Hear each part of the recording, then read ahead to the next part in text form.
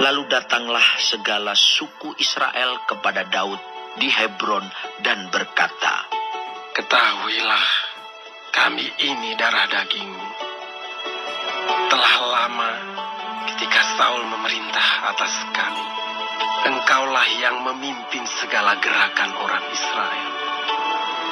Dan Tuhan telah berfirman kepadamu, engkaulah yang harus menggembalakan umatku Israel, dan engkaulah yang menjadi raja atas Israel."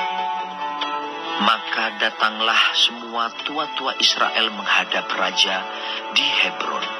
Lalu Raja Daud mengadakan perjanjian dengan mereka di Hebron di hadapan Tuhan. Kemudian mereka mengurapi Daud menjadi raja atas Israel.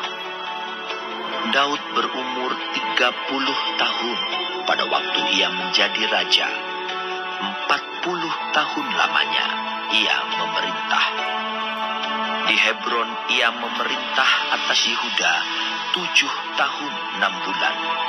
Dan di Yerusalem ia memerintah 33 tahun atas seluruh Israel dan Yehuda.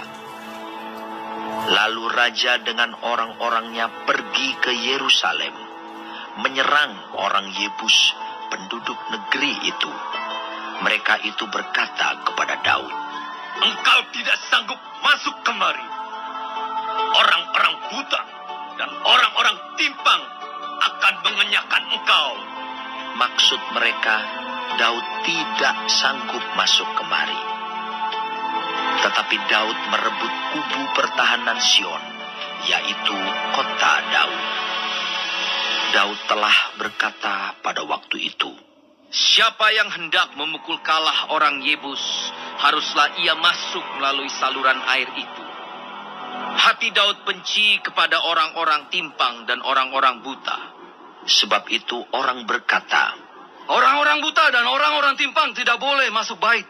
dan Daud menetap di kubu pertahanan itu dan menamainya kota Daud. Ia memperkuatnya sekelilingnya, mulai dari Milo ke bagian dalam. Lalu makin lama makin besarlah kuasa Daud, sebab Tuhan Allah semesta alam menyertainya. Hiram, raja negeri Tirus, mengirim utusan kepada Daud dan kayu alas, tukang-tukang kayu dan tukang-tukang batu.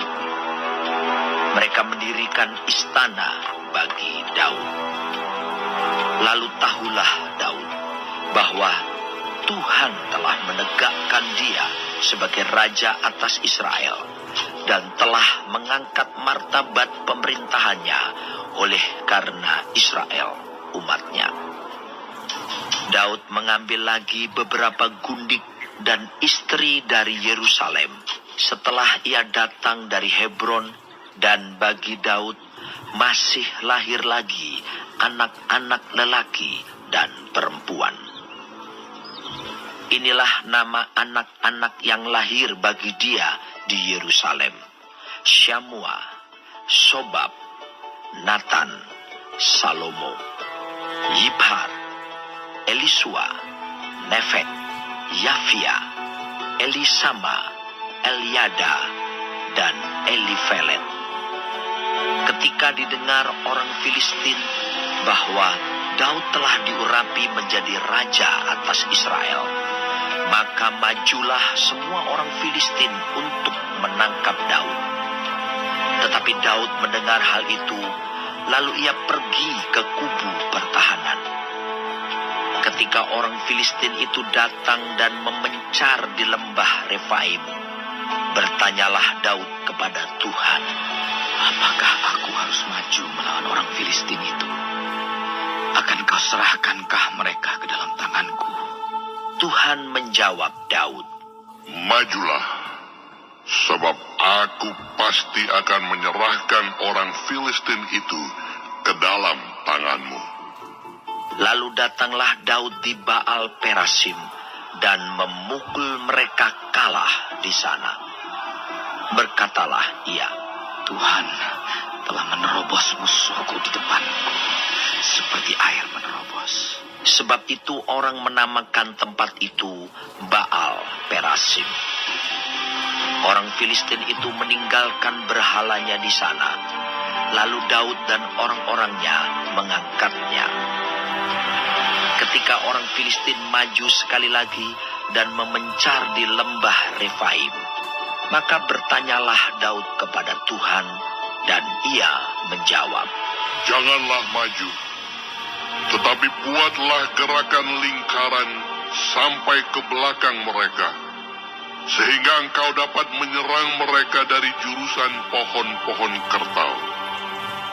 Dan bila engkau mendengar bunyi derap langkah di puncak pohon-pohon kertau itu, maka haruslah engkau bertindak cepat, sebab pada waktu itu Tuhan telah keluar berperang di depanmu untuk memukul kalah tentara orang Filistin. Dan Daud berbuat demikian seperti yang diperintahkan Tuhan kepadanya. Maka ia memukul kalah orang Filistin, mulai dari Geba sampai dekat Geser.